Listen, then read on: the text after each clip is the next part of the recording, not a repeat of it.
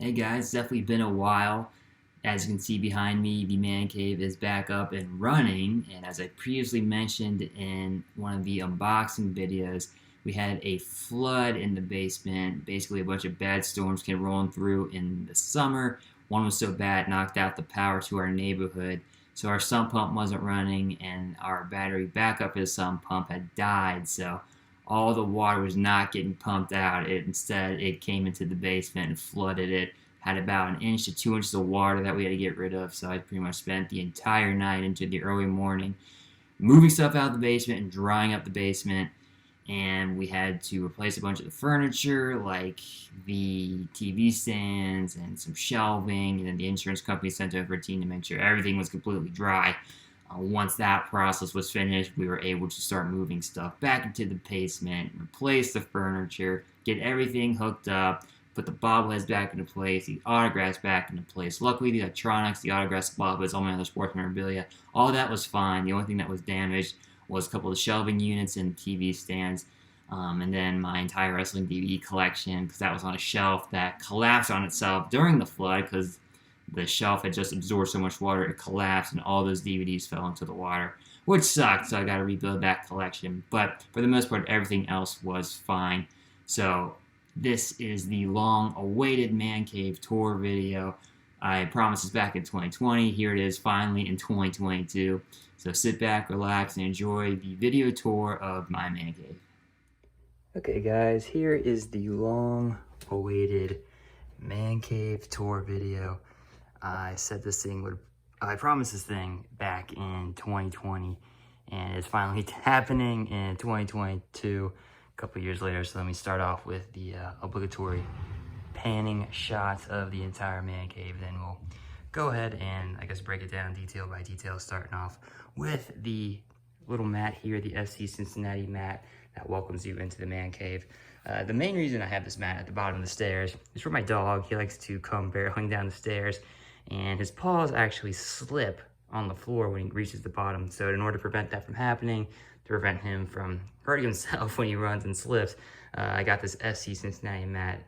Just kind of helps him like have something soft to land on. He doesn't slip anymore, which is the main point of it. This used to be a Cincinnati Reds mat, but it got damaged in the flood. So I just replaced it with this really cool FC Cincinnati mat, and I like it a lot. Next up, you may notice that the rotating video game shelf that I had here is no longer here because it was damaged in the flood. And my in-laws were actually kind enough to give us their old heater, which is very handy because my wife gets cold easily. And if I want her to hang out with me and watch some sports in the man cave, she needs to be warm. And this heater comes in handy with that as well. The Reds chair and footstool are still in place in their same spot. But on the wedge, I used to have a bunch of books and magazines. Since moved those, and it's kind of made this like I have some pictures here now, mainly just me and my wife and me and my family. I'm not sure if they want to be on camera, so I just turn the frames around. And then we also have some coasters here. So when people are hanging out in the man cave, they just use coasters, set their drinks on the sledge, put them on the coasters. That's a good spot to put your drinks in, make good use of this wedge in the wall. Next to that, we have the Hulk Hogan autographed picture when he was fighting King Kong Bundy at WrestleMania 2. And then above that, we have the Cincinnati Bengals clock. And then we have a brand new movie shelf, the original shelf I had with my entire wrestling DVD collection. Fell apart in the flood. It absorbed so much water that it collapsed on itself. All of the wrestling DVDs that were on here fell into the water, got water damage. So that is why there are no more wrestling DVDs on here, because I gotta rebuild the collection. The only things I have are these old VHS wrestling tapes from way back in the day. Earliest one is King of the Ring 1998. I was 6 years old when that happened, so that tells you how old these VHS tapes are. They were not on the shelf. So that's the only reason why they survived. So I'm just putting them on the shelf now because I do have a VHS player in here. So if I ever want to watch some wrestling, I can't whip out the DVDs anymore. So I just use the old VHS tapes. These cans featuring the various players from RC Cola back in the day. They are now on the top shelf because this shelf, it's different from the one I had. Same company, but these are adjustable shelves. So just put these cans at the top. And at the very tippy top of the shelf, we had the Bahamas ship, the Spider-Man cup, the Batman cup, the Jurassic World lunchbox with a new addition, the Play Like a Champion Notre Dame sign above that. Then we have the Avengers Cup, the Endgame Cup, or the Infinity War Cup, and then the Endgame Cup with Thanos. And then we have some limited edition chocolate Dr. Pepper. My brother-in-law actually got this from a client, and he knows Dr. Pepper is my favorite drink of all time, so he gave that to me. Really cool piece for the man cave. And then the video games got moved to this shelf now, just because I don't have any wrestling DVDs on here, and I need someplace to put the video games. So we have NES, Super Nintendo, and Sega Genesis on the top. Here we have some PC games, and then the PS1 games. And then on this space, I just put the a little Pikachu bottle top thing, the Hula Crash Bandicoot, and then Devil Kazuya from Tekken. Just some cool pieces of video game memorabilia, I guess. So I put those right there next to the PlayStation 1 games. Then we got PS2, PSP, and the Wii.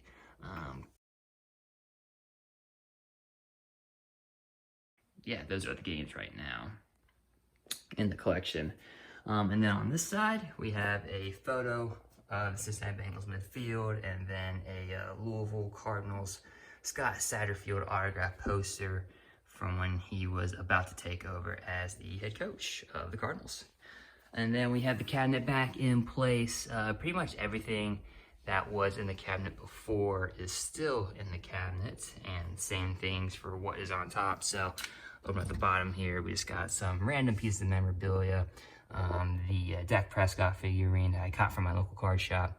World Cup binoculars, Nolan Ryan, baseball, frogs playing poker, male seashells, the Bowling Green, Toledo rivalry helmet, Wallace Gilberry autographed, Papa John's autographed car that my parents got from a Bengal game forever ago, Stanley Cup hockey puck when the Penguins and the Preds played, and then a game-used hockey puck from a Cincinnati Mighty Ducks game back when the Mighty Ducks were still a team.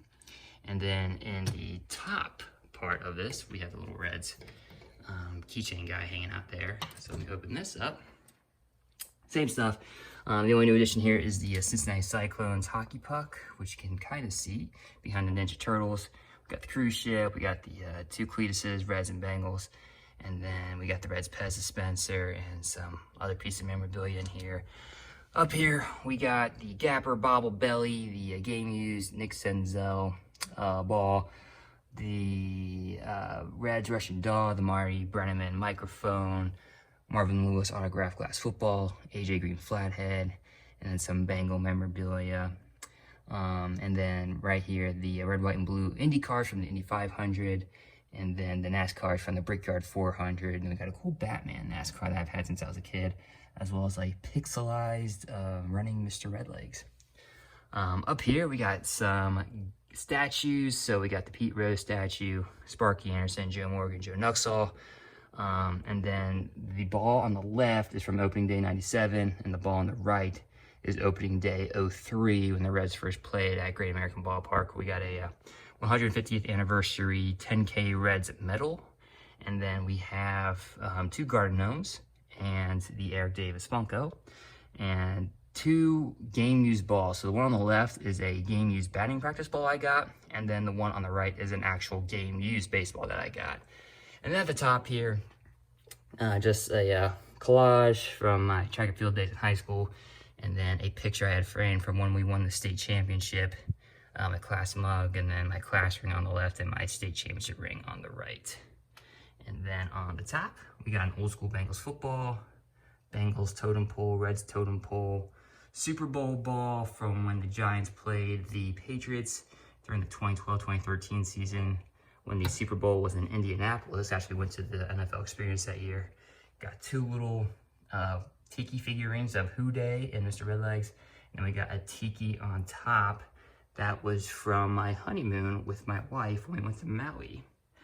And then along this wall, we have the Pete Rose autograph poster when he broke Ty Cobb's hit record, the 2018 regular season NKU basketball championship banner, and then we also have the 2020 tournament one.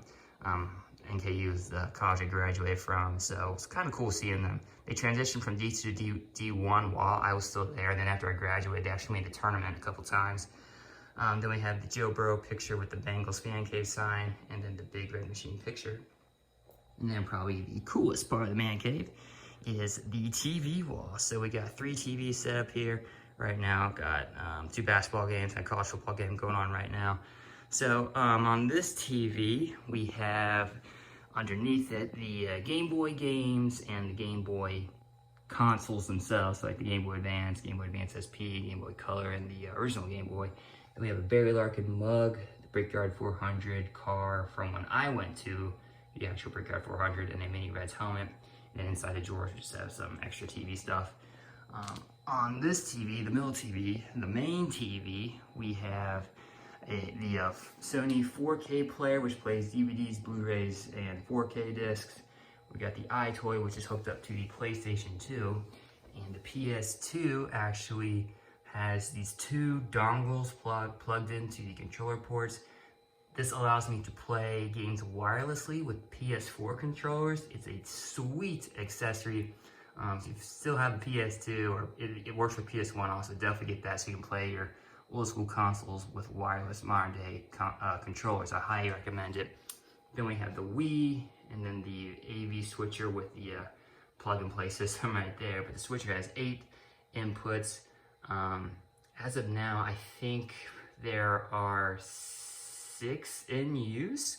Part of that is because I upgraded the Atari. So the old Atari was with AV outputs. This one has HDMI output and actually goes into the HDMI switcher. And it's a different model Atari, has more games built in. There's an SD card slot, plus the controllers are 2.4 gigahertz wireless controllers, infrared, so you don't have to point directly at the console. Basically, like it's like playing with the PS4 controller except for Atari. You don't have to point directly at the console. You can actually play comfortably. Here is the DVD VHS player. The DVD recorder actually records, and the VHS still plays VHS tapes with the Wii bar on top. We have the plug and play snowboard below that. Actually changed it. It used to be under TV number 1, but we moved it to the middle TV just because it made sense, because that's where it's hooked up to, and it's easier to pull it out and play that way.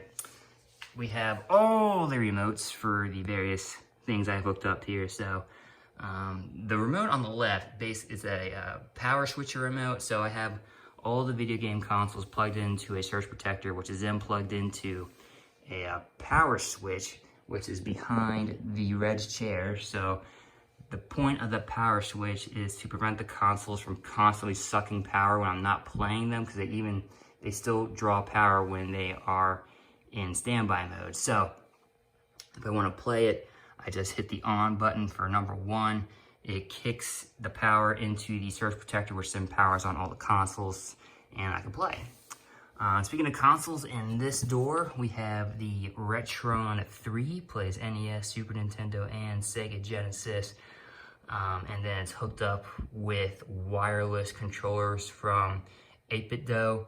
They have the NES, Super Nintendo, and Sega Genesis. And it's the same technology as the Atari 2.4 gigahertz wireless controllers, so no lag, and you don't have to point directly at the console. You can actually play comfortably. So highly recommend those wireless controllers. They are fantastic. And then in this one, we have the GameCube with the Game Boy player hooked up. Pretty much the only reason why I have a GameCube is because of the Game Boy player, just in case I feel like playing Game Boy games on TV. I had that hooked up and ready to go. And funny story, I actually got this in college, paid $20 for the GameCube, came with 2 controllers and a game, and then I paid $20 for the Game Boy player, both the accessory and the boot up disc.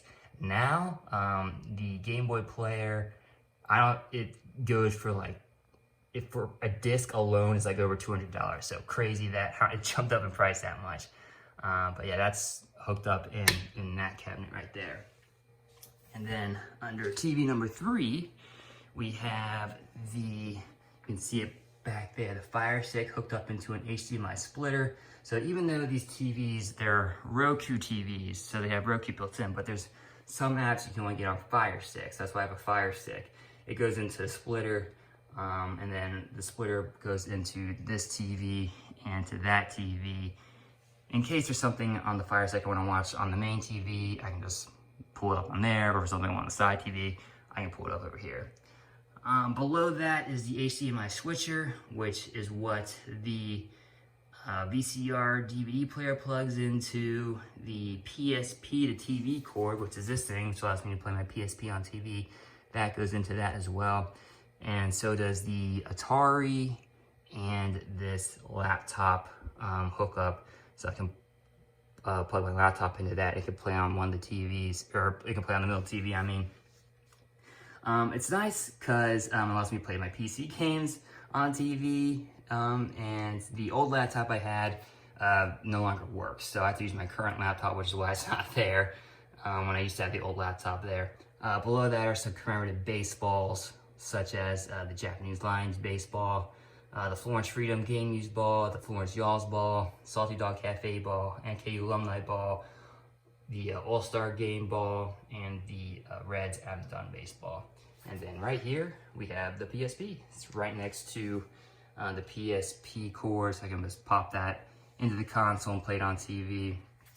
And it's also next to this surge protector, which is where all the TVs get plugged into, and then the 4K and the VCR DVD player, as well as the antenna. So these are Roku Smart TVs, but there are some games that, like Bengals games and FC Cincinnati games, they are only broadcast on the air, over the air. So I have an antenna hidden behind those baseballs, and it goes into the splitter, which then goes into all 3 TVs, plus this digital tuner, which allows me to tune to a channel if I want to record it on the recordable DVD player. If there's something I'm going to miss, I can just do that because I don't have a DVR down here. Next to that is the baseball shelf. The original shelf was damaged in the flood, so had to get a new shelf. And it's slightly smaller than the old shelf. All the baseballs, I was managed to get all of them on here, but the Nolan Ryan baseball, I just kind of had to squeeze it in the corner. I also have a Mr. Red baseball bat on top. We got Charmander hanging out in the corner. But yeah, does the job well. Fits all the baseballs out on the shelf. If I do get more autographed baseballs, I'm going to find a new spot because this one is packed full. And then next to that, we have the remote control Homer, which my dog likes to run from when I play with this with him. We have a little shelf here with a Reds helmet, a Bengals construction helmet, and a bowling pin. And then on the wall, we have the NKU collage that my wife made me while we were still in college. I got my degree in journalism and used to write for the university newspaper and the university radio station. And my wife took some of the articles I wrote and made this collage for one of my birthdays when we were still in college. It's really cool. We got a Giants banner. I want to say it's Tokyo Giants. My mom went to Japan a couple years ago, got this for me as a cool souvenir. And then on this windowsill, we have some autographed pair of Chad Johnson gloves, which my cousin gave me. 2 Reds baseball bats and various collectible cans, like FC Cincinnati, the Reds, the Bengals, just resting on that windowsill. We have the Cincinnati Royals sign. And then on this shelf, it's actually a new shelf, same type of shelf, but a new one, because as you might have guessed, the original got damaged in the flood. We just got all the autographed footballs on here, as well as the Notre Dame football and the screen printed Cincinnati Bengals autographed football from almost like 2013. That was sold at Gloster Chili. We have a Cincinnati Reds flag, which is actually hiding the circuit breaker box. And then here are all the autographed footballs from various Bengals teams throughout the years, except for this one. This one's just signed by AJ Green.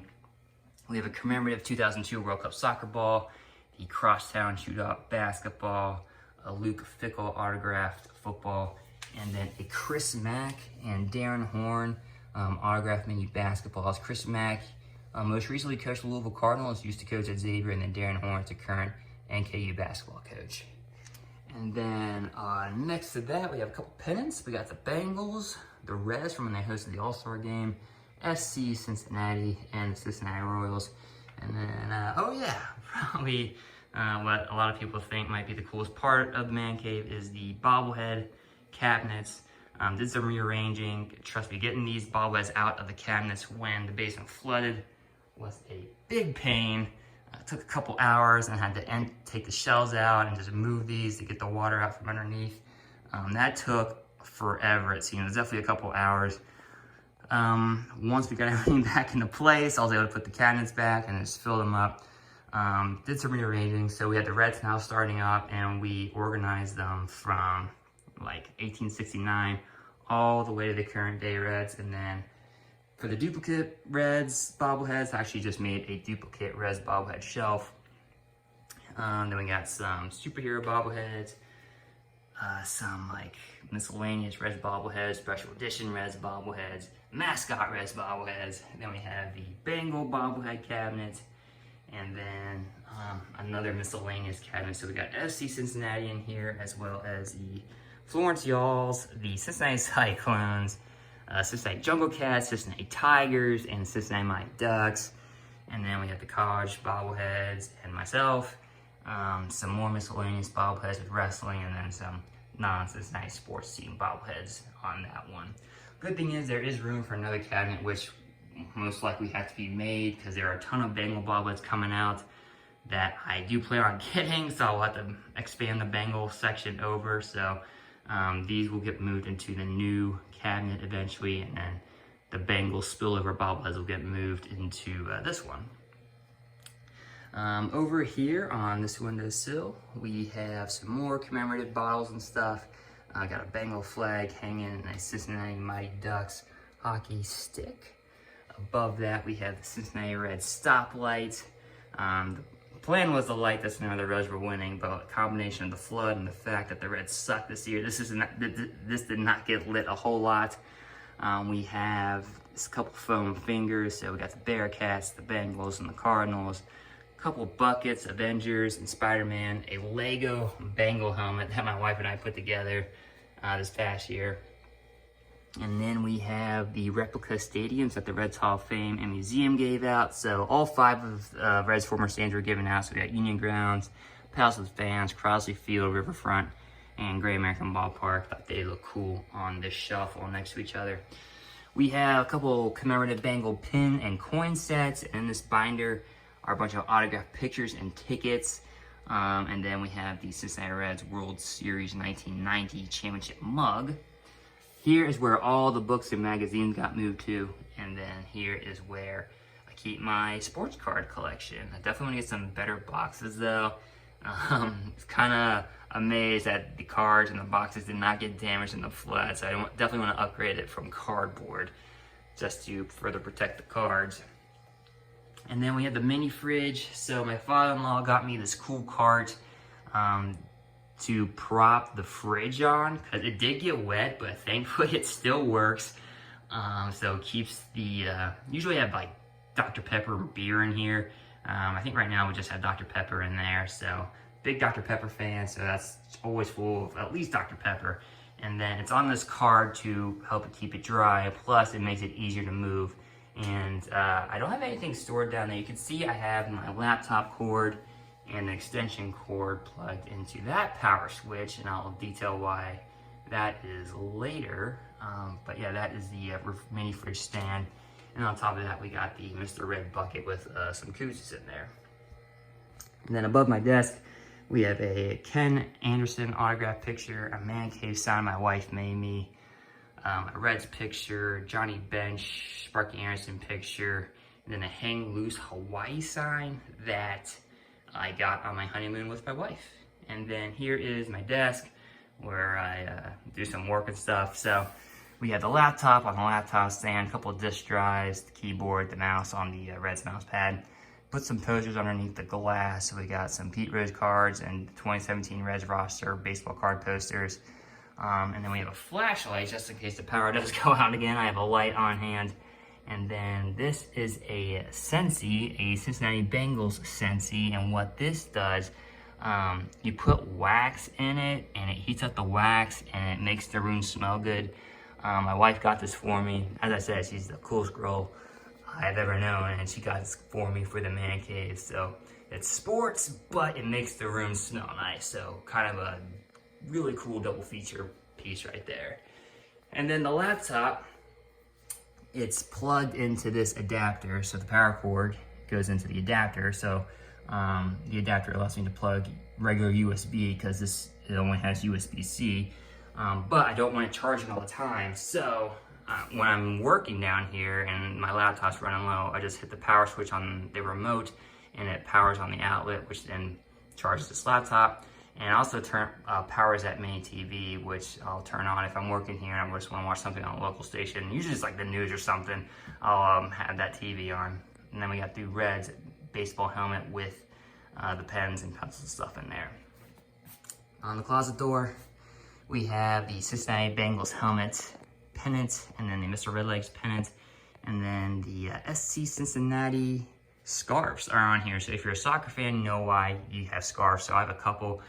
We have the inaugural MLS home opener scarf when they beat Portland. I was at that game, and it was just a great atmosphere. And then we have the United States game. Team USA actually came to Nippert in 2019. I was at that game, so I got that scarf. Got another SC Cincinnati scarf behind that, and then another Team USA, as well as a Braxton Brewery FC Cincinnati scarf on the top there. But I saw that idea online. It's actually on a tower rack, so just put that on the door, put the scarves on there, and I like how it looks. And then over here we have the foosball table. Actually did some work to fix some of the pieces, get it working again. Thankfully this survived the flood too. And then the only work I had to do on it was before the flood, where I had to replace this bar pretty much. But I also have some pictures and stuff in this corner here. So we have the grade 8 picture when Joe Morgan had a statue revealed, a 1990 World Series Championship picture. Then the Cincinnati Bengals banner, which I'm still working on. Finally got an autograph on there since before COVID. The first autograph I had since before COVID was of Tim Krumrie, so he is on there. Hoping to get some of the modern Bengals on here. I think the most modern Bengal players I have on here are like Sam Hubbard, Joe Mixon, and Jesse Bates. But yeah, Joe Burrow, Jamar Chase, T. Higgins not on here yet. Hopefully I can get them sometime. We have a picture of Paul Brown Stadium, and then a University of Notre Dame Fighting Irish sign. We got a newspaper poster of Pete Rose when he broke the hit record, Reds parking sign, Bengals parking sign, Avengers and Infinity War poster. And then right here above the foosball table, this inaugural game commemorative ticket was given out at the very first FC Cincinnati home opener back when they were in the USL. My wife and I went to this, and they gave out these tickets at the end of the game. And they used to have like an FC Cincinnati radio show, and I used to go to it every week. And I just had the players and John Harkes, for example, he used to be the head coach, but the players like Sean Coley and Mitch Hildebrandt, they would be like guests once a week. I just had them sign this, like how it looked, so I put it in a frame. And then above that is a panoramic shot of the first ever MLS home opener against Portland, which my wife and I were at as well. So there is the tickets, and then the panoramic shot, which I put in that frame. And then on this pole here, we have a All I Need Is Bengals Football and My Dog sign. And then we have two bats. So this one, the bottom one, was from my grandparents when I was a kid, a little slugger bat with my name on it. And the top one is a Ken Griffey Sr. game-used bat from his time with the Reds. And then over here, we have the WWF Championship belt from the Attitude Era. That was the belt they used when I was a kid, so I'm very nostalgic for it. Got a replica version, and I thought it looked really cool hanging from this pillar. And then we also have a basket of blankets hidden behind the couch just to help keep you warm. And then speaking of the couch and this area in general, we have a new Bengals area rug. The original one got damaged in the flood. It was actually cheaper to buy a new rug than to have the other one clean, so that's what I did. So this one is a different one. It looks like the Bengals football field. So it's got the end zone, say Cincinnati Bengals, and you got the Bengals logo at midfield. And then we have the reclining sofa here with the Reds pillow and the SC Cincinnati pillow and the Bengals neck pillow, which actually comes in handy if you're reclining and you wrap that Bengals neck pillow around your neck. It props your head up at the perfect length so you can recline and still watch TV in comfort. But that's a very comfortable couch. And that is the man cave. The long-awaited man cave tour video finally happened. You saw me build it, me and my father-in-law, pretty much the process we put in the first time with that constructing the cave series of videos I did. But the flood kind of delayed me getting this video out, as we pretty much had to build it twice again. And yeah, that is the man cave.